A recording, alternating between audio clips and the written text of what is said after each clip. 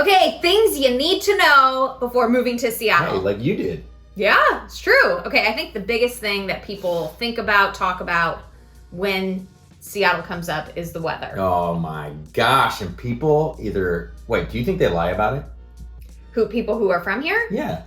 No. Do you think? I think the national media, people who don't live here, think it rains all the time. Right, and it doesn't. And actually, a fun fact is that Seattle is not even in the top 10 rainiest cities in the U.S. What's number one? Mobile, Alabama. Seattle doesn't even rain that much. But the one thing you should know is it doesn't rain a lot, but in the wintertime, it's pretty gray. It is gray. So we get super excited in Seattle if it's clear, right, in the wintertime. Yeah. But when it's clear, it's cold. Yeah, but we don't get, okay, so I'd say in general, our temperature out here is pretty mild, okay? In the summer, 70s, sunny. We have the most gorgeous summers ever. In the winter, we don't really get a lot of snow. There's maybe 1 or 2 weeks out of the year where we get snow. Otherwise, it's pretty mild. But if it snows for a couple of weeks, it might be bad for a day or two. But when it snows here, because we don't have like in the Midwest or wherever else you might live where there's a lot of snow, we don't have all the plows and everything that, like, we don't have that infrastructure. So when it snows, everything closes down. Yeah, the city shuts down, schools shut down. Day off of school! People tell you to work from home. There could be, it's funny to me, being from Michigan, there could be like 2 inches on the ground and it's like, everybody stay home for a week. Oh, you're exaggerating. If it's a half inch, people are home. Okay, yeah. But the problem with Seattle when it snows is a lot of the area, so we live in an area called Rose Hill, which is obviously a hill. So like, because the infrastructure is not there and there's not a lot of sand out on the road or salt out on the road, when you're trying to go down the hill. It is kind of tricky because it's so slippery. Yeah, it's hilly out here. Okay, so weather not as bad as people make it seem. In the winter, it is pretty gray, so we always suggest people plan a nice, warm, sunny vacation in like January, February. And the summers are, like you said, they're super mild. It's starting, like, with how things are working in the world, you are starting to see a couple of weeks where it's really hot. Yeah. And growing up here, nobody had air conditioning. Yeah, most homes do not. The newer homes do, but most people don't have air conditioning. Yeah. And in the summer for a couple of weeks, if you don't have it, it's pretty miserable. It's hot. It's hot, and then all the AC units at Costco are sold out. Yeah, that's so true. Okay, so from infrastructure, economic standpoint, we've said this multiple times, we're pretty insulated here in Seattle from an economy standpoint because we have so many large big tech companies. So, for example, right now we're in what some would consider a recession.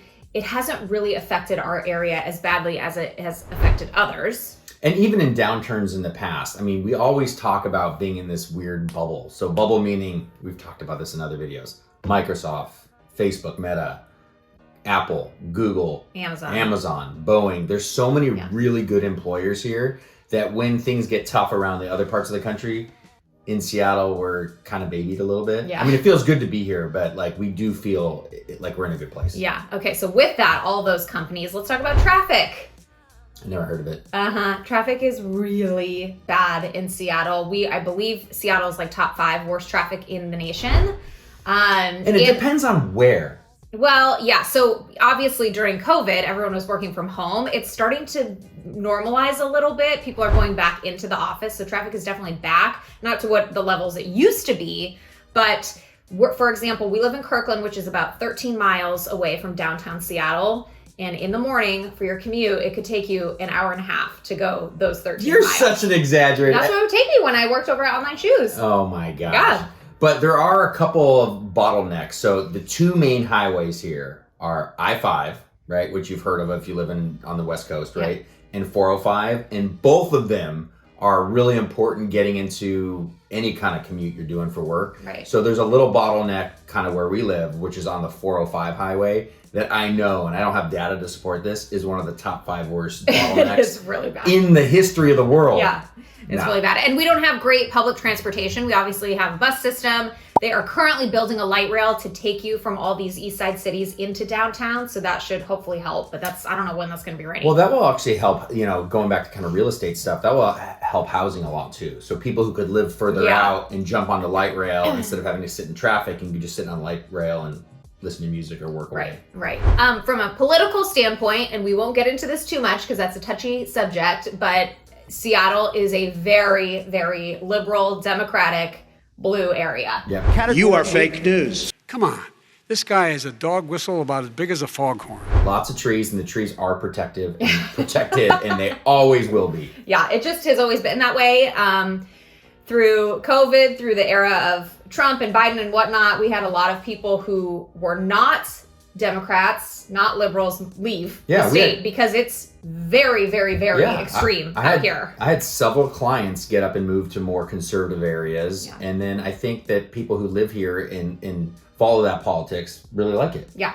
But you don't have to, because you're living here, you don't have to be totally immersed in politics. Like, you can get away from it. Just generally, that's kind of how people are around here, right? Yeah, totally. One of the greatest things about this area, I think, coming from the Midwest, where it's flat and brown and nothing visually exciting, Seattle is... It's not? Wait, can we go back to that real quick? Come on, you know it's not.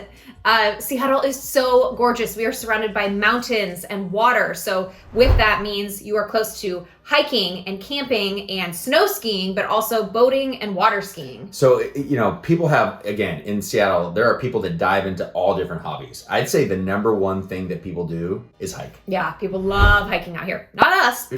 I have hiked before. Have you? I do have. You've never gone on a hike. You know the hiking boots that I have? You have hiking boots? I have hiking boots that they bought me for a photo shoot for The Bachelor.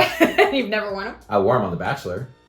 Haven't never since. Years ago. Yeah. But so if you live in this area, tons of people love to hike in the winter. Skiing, you can get there in 40 minutes. Yeah, 40 minutes. Snoqualmie is really close to us. And you could be on the water in 2 seconds because there's lakes, there's major lakes around here that people are always on the water. Yep. So it doesn't, like, if you love the outdoors or doing in golf, like we're big golfers, there's tons of golf courses around here. There are so many things to do. I think that's a huge hook. A lot of outside activities, going back to the weather, because we have such mild weather all the time. But also with the water, we have the fresh lakes of Lake Union, Lake Washington, but also the Puget Sound, which is saltwater. So sometimes you will see whales swimming in the Puget Sound, which is always super exciting. I mean, and I think a lot of what people do when they come here is they don't realize that we have so many little islands around here. Mm-hmm. So there's the San Juan Islands and Bainbridge Island. Like, I can go on and on and on the islands. And people will go, it's kind of like Greece where you go island hopping. It's not like Greece at all. No. But you can go island hopping and have a nice getaway. Even if you live here, it's awesome to do a nice getaway on one of the islands. Yeah. Speaking of getaways, you can get up to Canada, Vancouver, in like 2.5 hours.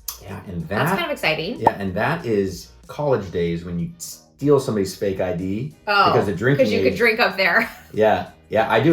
We're not promoting that. But I did have in college Enrique's. Enrique? Yeah, okay. He was in the fraternity. I had his fake ID, and I went to Canada, and for the first time had. That wasn't the first time. Yeah, that's totally. But I did go to Canada with somebody else's ID. Seattle is also an extremely diverse area. We are a melting pot of people from all walks of life. So with that comes really diverse and great food options. We have every type of food out here that you could possibly want to enjoy. I remember when this girl moved to town, and I was like, let's go out for teriyaki. And what did you say? I was like, what's teriyaki? Yeah, I think most people, like, teriyaki for here is just like a quick takeout, right? So you get rice and chicken or beef or whatever you want. Yeah. But Molly had no idea what it was, and we could all tease her about it. Yeah, I know. Well, I grew up in Midwest, right? Like meat and potatoes or McDonald's. Yeah, but you had probably a teriyaki. What you did, or Applebee's. You probably had teriyaki sauce. Yeah, probably. Yeah, but we've got everything, We've Indian, Ethiopian, Thai food. Is all, like it's and as you might imagine, one of the big draws here is, like, if you're going to be a tourist for the day and you go to Pike Place Market, there's fish everywhere. Yeah, seafood. We have the best seafood ever. Seafood all over the place. Great sushi too. Okay, speaking of Pike Place, so that's what also people think, like, you got to go to the Space Needle, you got to go to the market. We can tell you, only tourists are down there. Like, we as locals never go down there. So maybe if you're moving here, go there once, get it out of the way, call it a day. However, anytime you have someone coming to visit you in town, they all want to go there. So those are the only times you'll go back. Except if you work downtown. Like in college, I worked downtown at a restaurant. But you were literally like in the market. Yeah, but I'd walk to the market every day and get my fresh berries. Lots of samples too. They have good samples. They have beautiful flowers. I wish I went down there more often because they have really beautiful beautiful bouquets of You flowers. just totally contradicted yourself. I totally did. And then also, if you go to the market, there is this little donut stand on the south end of the market, and they are amazing, fresh donuts. Oh man, we always say we're getting them for the kids, but we get them for ourselves. Okay, and then we have 5 major sports teams here, which is always adds some excitement and fun. So we have the Seahawks for football, we have the Sounders for soccer, we have the Kraken for hockey, we have the Mariners for baseball. Woo-hoo! Great season. We have the Storm for women's basketball, and we have yet to have our Sonics come back, but they're coming back. Yeah, so if you're a sports fan, growing up, we had a basketball team that was called the Sonics growing up, and I remember watching them play Michael Jordan. You see, I have Michael Jordan stuff behind me.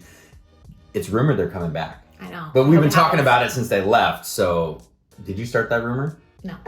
But we've read about it. We have read about it. It's supposed to be announced soon. Yeah. I don't know. We'll see.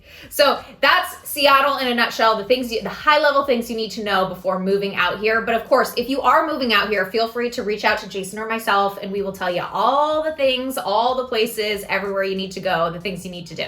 And the rain is a lie.